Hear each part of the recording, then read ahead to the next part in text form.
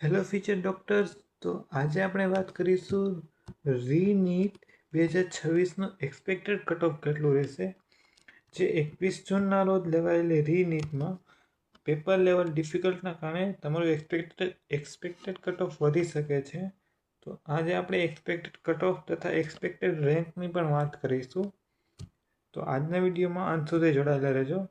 આ વર્ષે re NEET exam around 23 lakh exam form filling થયેલા હતા, જેમાંથી 22.7 લાખ સ્ટુડન્ટે એક્ઝામ અપિયર કરેલી છે.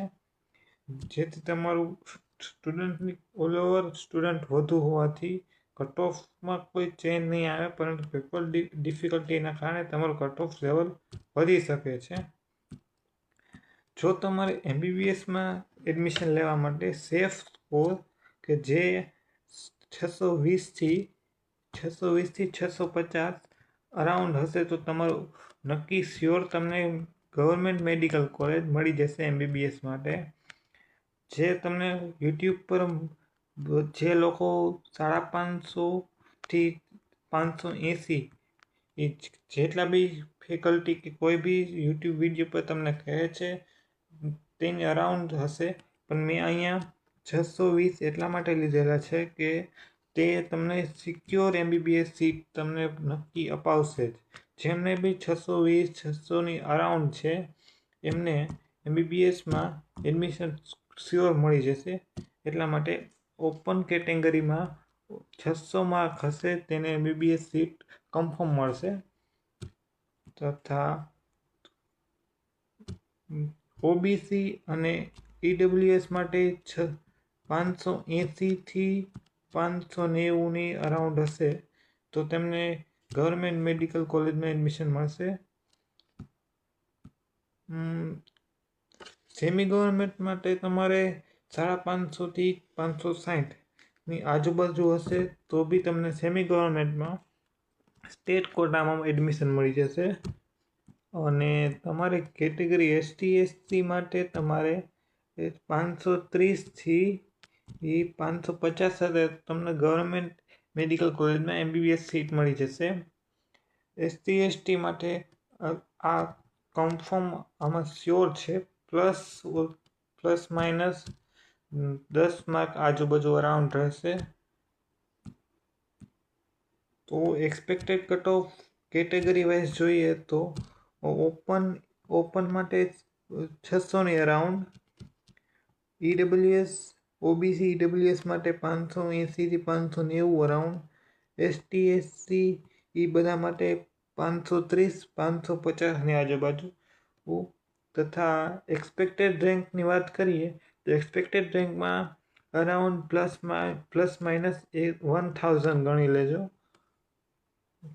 જેમને બી 8000થી 15000ની હશે તેમને હાઈ ચાન્સ છે કે એમબીબીએસમાં તમને એડમિશન મળી જ જાય ગવર્મેન્ટ મેડિકલ કોલેજમાં. તો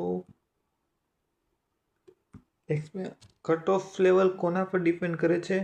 તેના માટે પેપર ડિફિકલ્ટ લેવલ વધુ હોવાથી કટ ઓફ નીચું જશે. સ્ટુડન્ટમાં બી પણ 10% વધુ હોવાથી 23 લાખ સ્ટુડન્ટે એક્ઝામ અપ્લાય માટે કરેલું, એક્ઝામ આપવા માટે ફોર્મ અપ્લાય કરેલા, પરંતુ 23 લાખમાંથી માત્ર 22 લાખ 50,000ની આજુબાજુ એક્ઝામ અપાયેલી.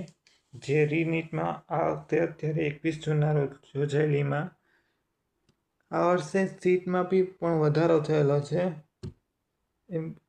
નવી એમ્સના કારણે તથા જીમર્સ મેડિકલ કોલેજના કારણે પણ કટ ઓફ હાઈ જશે.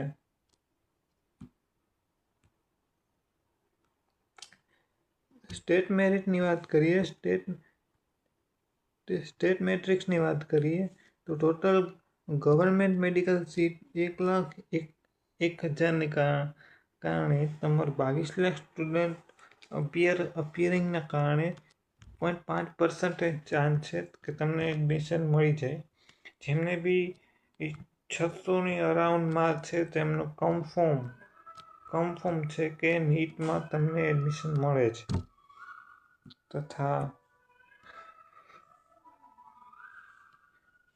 જે બી લોકો નીટની તૈયારી કરવા માંગતા હોય તેના માટે જે 2027 માટે છે. તેમના માટે અમે કોર્સ લોન્ચ કરીશું. તેમની બધી માહિતી અમારી ચેનલ પરથી મળી જશે. જો તમને કોઈ પણ પ્રકારનો ક્વેશ્ચન હોય તો કોમેન્ટ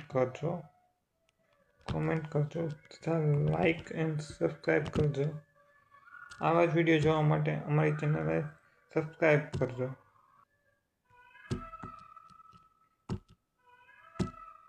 થેન્ક યુ.